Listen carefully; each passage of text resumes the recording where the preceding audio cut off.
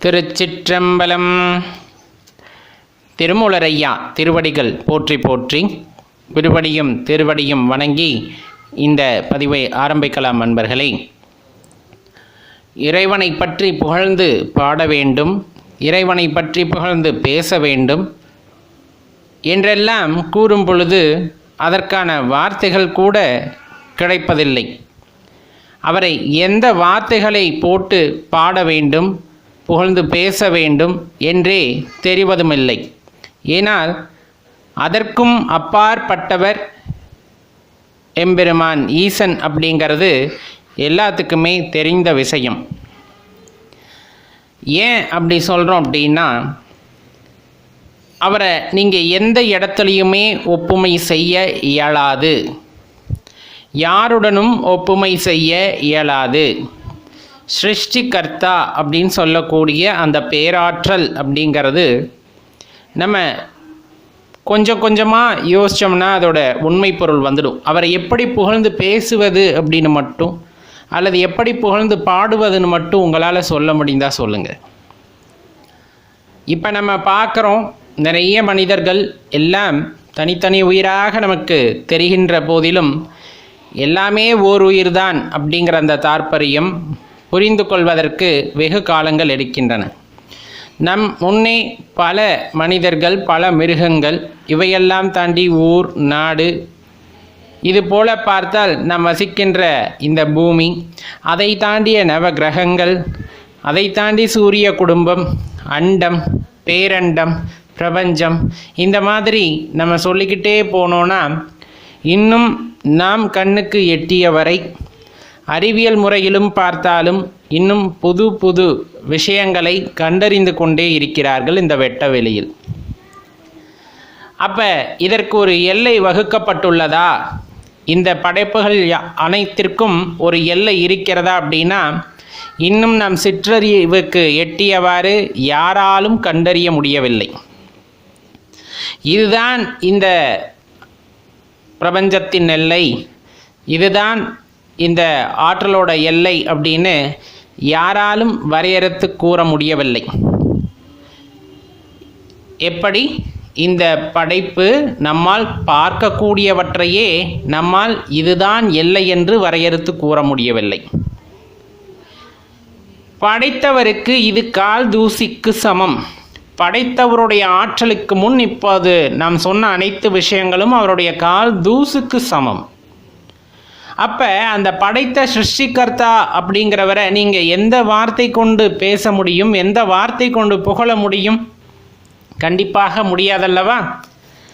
பேராற்றல் படைத்தவர், பேரன்பு படைத்தவர், ஆதியும் அந்தமும் இல்லாதவர், எல்லை இல்லாதவர், இந்த மாதிரி நமக்கு தெரிந்த வார்த்தைகளை குறிப்பிட்டு வேண்டுமானால் இறைவனை புகழ்ந்து பேசலாமே தவிர அவரை பற்றி உண்மையாக பாடவும் பேசவும் வார்த்தைகள் கிடைக்குமா என்றால் நிதர்சனமாக கிடையாது என்பது மட்டும்தான் அதற்கு விடையாக இருக்கும். அவரை என்ன சொல்லி பாடினாலும், என்ன சொல்லி புகழ்ந்தாலும் அதைவிட மேலாக நிற்பவர் அப்படின்னா எம்பெருமான் ஈசன். அப்போ அவரை அடைவது அப்படிங்கிறது அவரோட கருணை இல்லாமல் நடந்து விடுமா அப்படின்னா கிடையாது. ஒவ்வொரு உயிருக்குள்ளும் இருக்கின்ற மாசுகளை, அதாவது ஆணவம், கண்மம், மாயை அப்படிங்கிற அந்த மும்மலங்களையும் அறுக்க வேண்டும் என்றாலும் அதற்கு ஈசனுடைய பெரும் கருணை கட்டாயமாக தேவைப்படுகிறது. அவ்வளவு சாதாரணமாக மும்மலங்களையும் அறுத்தறிந்து விட முடியுமா அப்படின்னா ஈசனோட கருணை பார்வை இருந்தால் எல்லாம் சாத்தியமே.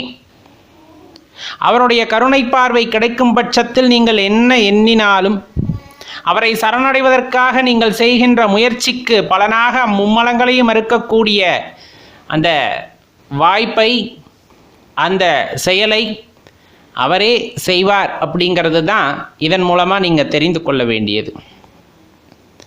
எல்லாருமே பக்தி செய்கின்றோம், எல்லோருமே பக்தி செய்கின்றோம். பூக்களால் அர்ச்சிக்கின்றோம், பாலை கொண்டு போய் ஊற்றுகின்றோம், இன்னும் பல பல விதங்களில் எம்பெருமான் ஈசனை வந்துட்டு பக்தி செய்கின்றோம். சிலர் பாடல்கள் மூலமாக இறைவனை பாடுகிறார்கள், சிலர் நடனம் மூலமாக ஆடி இறைவனை அடைய முற்படுகிறார்கள், சிலர் யோகம் செய்கிறார்கள், சிலர் தியானம் செய்கிறார்கள், சிலர் தவம் செய்கிறார்கள். அவரவர் இயல்பிற்கு ஏற்றவாறு அவர்களை ஆட்கொண்டு அவரை வழிநடத்துகிறார் ஈசன் அப்படிங்கிறது தான் உண்மை. அந்த மகாதேவனோட கருணை அப்படிங்கிறது எல்லையற்றது. அந்த மகாதேவரை நீங்கள் சரணடைய வேண்டும் என்று நினைத்து விட்டால் அதற்கான வழியை அவரே காட்டுவதோடு அவரவர் இயல்புக்கு தகுந்தாற் போல, அவரவர் குணாதிசயங்களுக்கு தகுந்தாற் போல அவர்களை ஆட்கொண்டு அதன் பின்னர் தன்னிடம் சேர்த்து கொள்ளவும் செய்கின்றார் அப்படிங்கிறது நிதர்சனமான உண்மை. அப்போ நம்ம தெரிந்து கொள்ள வேண்டியது, நாத்திகர் பலர் இருக்கிறார்களே, கடவுளே இல்லை என்று கூறுபவர்கள் இருக்கிறார்களே, அவர்களையெல்லாம் இறைவன் ஆட்கொள்வாரா அப்படின்னா கண்டிப்பாக ஆட்கொள்கின்றார். நிறைய நாத்திகர்கள் ஐயா கண்ணதாசனை எடுத்துக்கோங்க. அவரோட இறுதி காலகட்டத்தில் அவர் எல்லாமே இறைவன் அப்படின்னு சரணடைந்து கிடந்தார். நாம் சொல்கின்ற தெய்வத்தின் பெயர் நாமங்கள் வேறு வேறாக இருந்தாலும் இறைவன் ஒருவரை. கடைசி காலகட்டத்தில் உண்மையை உணர்ந்து தனது வாழ்க்கையில் மீதி இருந்த காலத்தை ஆன்மீகத்திலேயே செலுத்தினார் அப்படின்னா அது மிகையாகாது.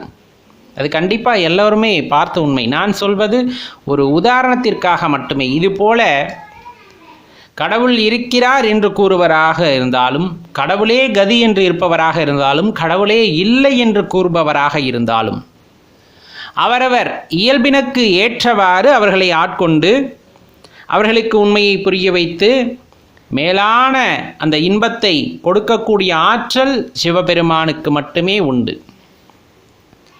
சிவபெருமானுக்கு மட்டுமே உண்டு. அந்த பஞ்சாட்சரத்தின் மகிமையை உணர்ந்து தினம்தோறும் சொல்லிக்கொண்டு வருபவர்களுக்கு எந்த பிரச்சனைகளும் வந்து சூழ்வதில்லை.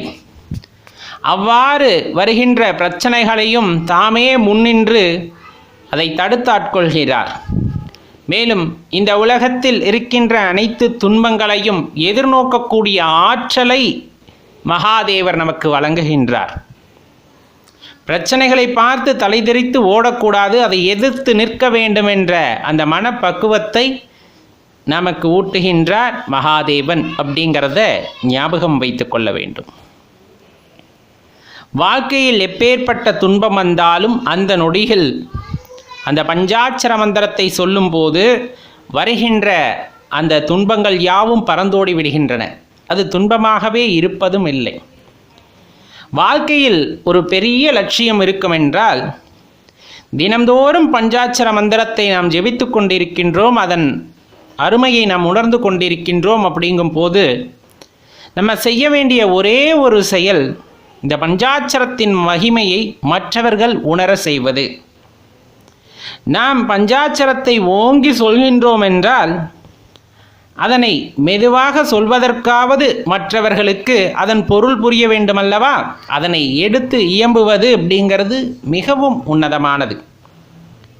நாம் பல புண்ணியங்கள் செய்தாலும் அதில் மிக பெரும் புண்ணியமாக இருக்கப் போவது பிறருக்கு இந்த பஞ்சாட்சர மந்திரத்தை சொல்லி அதை அவர்களை சொல்ல வைக்கும் பொழுது, அவர்களும் அதன் மகிமையை உணரும் பொழுது, இறைவனை சரணடையும் போது கிடைக்கின்ற இன்பம் வேறு எதிலும் இருக்காது. இந்த உலக இன்பங்களையெல்லாம் தாண்டி அது பெரும் கருணை, பேரின்பம் அப்படிங்கிறத உணர்ந்து நாம் சொல்கின்ற அந்த மந்திரம், அவருடைய நாமம், பிறரும் அந்த பேரின்பத்தை அனுபவிக்கட்டும் என்று நினைக்கின்ற அந்த பெரிய மனது நமக்கு இருக்கும் பொழுது அது மிகவும் மிகவும் சக்தியான மனதாக மாறுகிறது. பிறரும் இந்த பேரின்பத்தை அனுபவிக்க வேண்டும் என்று நினைக்கின்ற அந்த நொடியே நீங்கள் அந்த பேரின்பத்தை அனுபவிக்கிறீர்கள் என்பதை உணர்ந்து கொள்ளுங்கள். ஆன்மீகத்தில் ஒரு உச்ச நிலையை அடைந்து கொண்டிருக்கிறீர்கள் என்பதையும் நீங்கள் உணர்ந்து கொள்ளலாம். சிவபெருமானின் ஆற்றல் அவ்வளவு பெரியது. மகாதேவர் நம்மை ஆட்கொண்டு விட்டால் வேறு எதுவும் இந்த உலகத்தில் பெரியதாக தெரிவதில்லை அவரை தவிர. இதை உணர்ந்து கொண்டால் ஒவ்வொரு நாளும் நமக்கு இனிமையான நாளாகவே அமையும். நாம் வாழ்கின்ற ஒவ்வொரு நொடியும் மிகவும் சிறப்பானதாகவே நமக்கு தெரியும். உணர்ந்து வாழுங்கள். வாழ்க்கையை ரசித்து வாழுங்கள். உள்ளிருக்கும் உத்தமத்தை உணர்ந்து கொண்டு இறைவனோடு சரணடைய முற்படும் பொழுது கண்டிப்பாக அதற்கான வழியை இறைவன் நமக்கு காட்டுகிறார் அப்படின்னா அது மிகையாகாது. சிவ வழிபாட்டிலையும் சரி, முருகப்பெருமான் ஆலயங்களிலும் சரி, அம்பிகையுடைய ஆலயங்கள், இந்த மாதிரி நம்ம எந்த ஆலயங்களுக்கு போனாலுமே நமக்கு விபூதி தருகின்ற பழக்கம் இருக்கும். அதை நாம் வாங்கி அணிந்து கொள்ளக்கூடிய பழக்கமும் உண்டு. இந்த விபூதி அப்படிங்கிறது, திருநீர் அப்படிங்கிறது பெரிய மகத்துவம் வாய்ந்தது, மருந்தாக செயல்படக்கூடியது. இன்னும் சொல்லப்போனால் வாழ்க்கையுடைய அந்த ஒரு தத்துவத்தை எடுத்து சொல்லக்கூடியது அப்படிங்கிறது நமக்கு தெரியும். மற்ற சமயங்களிலெல்லாம் பார்த்தீங்கன்னா நெற்றியிலே அடையாளங்களை அணிய மாட்டார்கள். நமது தர்மத்தில் மட்டும்தான் நெற்றியிலே அடையாளங்களை அணியக்கூடிய பழக்கம் உண்டு. அதிலும் குறிப்பாக இந்த தமிழகத்திலே பார்த்தீங்க அப்படின்னா இந்த விபூதியை நெற்றியிலே உடல் அங்கங்களே தரித்து கொள்ளக்கூடிய அந்த பழக்கம் உண்டு. அதை நாம் அணிந்து கொண்டிருப்போம், நமக்கு நல்லா தெரிஞ்சிருக்கும். இதனுடைய தாற்பயம் அப்படிங்கிறது வாழ்க்கையை நன்னெறியில அதே போல ஒழுக்கம் தவறாமல் வாழ வேண்டும் என்பதற்காக. இது என்ன புரிதல் அப்படின்னு கூட உங்கள் மனசுக்குள்ள ஒரு கேள்வி எழலாம். உண்மைதான். அந்த விபூதி தரிப்பது அப்படிங்கிறது பார்த்தீங்கன்னா மருத்துவ ரீதியாக நிறைய விஷயங்கள் சொல்லுவாங்க. தலையில் நீர் கோர்த்துருக்கு அப்படின்னா அது கொஞ்சம் கொஞ்சமாக சரி பண்ணும் அப்படிங்கிற மாதிரி நிறைய விஷயங்கள் சொல்லப்பட்டாலும் இதனுடைய உண்மையான தாற்பயம், அந்த சுடலை அப்படின்னு சொல்லக்கூடிய அந்த விபூதி பார்த்தீங்க அப்படின்னா நம்முடைய வாழ்க்கையை நினைவுபடுத்தி கொள்வதற்காக நாம் அணிவது அப்படின்னு சொல்லக்கூடியது. இப்போ இந்த சுடலை பொடி அப்படின்னு நம்ம சொல்லுவோம், விபூதி அப்படின்னு சொல்கிறது. முன்னாடியெல்லாம் மயானத்திலேருந்து எடுத்துப்பாங்க. இப்போ நம்ம இயற்கை முறையில் மாட்டு சாணங்கள்லேருந்து தயாரித்து அதை பூசிக்கொள்கின்றோம். இது சாம்பல், அவ்வளவுதான். சொல்லப்போனால் சாம்பல். இந்த உடல், அதே போல் நாம் வாழ்கின்ற வாழ்க்கை, நாம் பயன்படுத்துகின்ற பொருள் எல்லாமே ஒரு காலகட்டத்தில் அழிவுக்கு உட்பட்டது அப்படிங்கிறது தான் உயரிய தாற்பயம். நம்ம பயன்படுத்தக்கூடிய பொருளாகட்டும், இந்த உடலாகட்டும் எரித்தால் மீதி நமக்கு கிடைக்க போவது என்னவோ அந்த விபூதி அப்படின்னு சொல்லக்கூடிய சாம்பல் தான். அதாவது உன் வாழ்க்கை ஒரு நிமிடத்தில் இவ்வாறு ஆகிவிடும் மரணத்திற்கு பிறகு அப்படிங்கிறத மனிதர்கள் அடிக்கடி நினைவு கூறுவதற்காக இந்த விபூதியை நெற்றியிலே தரிக்கின்றோம். சரி, அப்படி நினைச்சா என்ன நடந்துரும்? அதுதானே பெரிய கேள்வி. இப்போ என்னோட வாழ்க்கையோட முடிவு சாம்பல் அப்படின்னு ஒரு மனிதன் நினைவு கூறுகிறான்னா அவன் எப்படி ஒழுக்கமாக வாழ முடியும்? அப்போ அவன் எப்படி நெறி தவறாமல் வாழ முடியும் அப்படிங்கிற கேள்வி இருக்கு இல்லையா? நல்லா யோசிச்சு பாருங்க. இப்போ நம்ம வாழ்கின்ற வாழ்க்கை ஒரு கர்வம் உள்ளது அப்படின்னு சொல்லலாம், ஆணவம் உள்ளது அப்படின்னு நம்ம சொல்லலாம். அதில் மாற்று கருத்தே இல்லை. நான், நீ, இன்னும் சொல்லப்போனால் நான் தான் அப்படிங்கிற அந்த வார்த்தைக்கெல்லாம் அதிக முக்கியத்துவம் கொடுத்து நம்ம வாழ்க்கையை நடத்திக்கிட்டு இருப்போம். ஆனால் நாளைக்கு ஒருவருக்கு மரணம் அப்படின்னு தெரியுதுன்னு வச்சுக்கோங்க. அந்த மாதிரி இருக்கக்கூடிய நபர்களிடம் போய் பார்த்தா அவங்களுக்கு இந்த அகங்காரம் அப்படிங்கிறது நமக்கு இருக்க அளவில் இருக்கவே இருக்காது.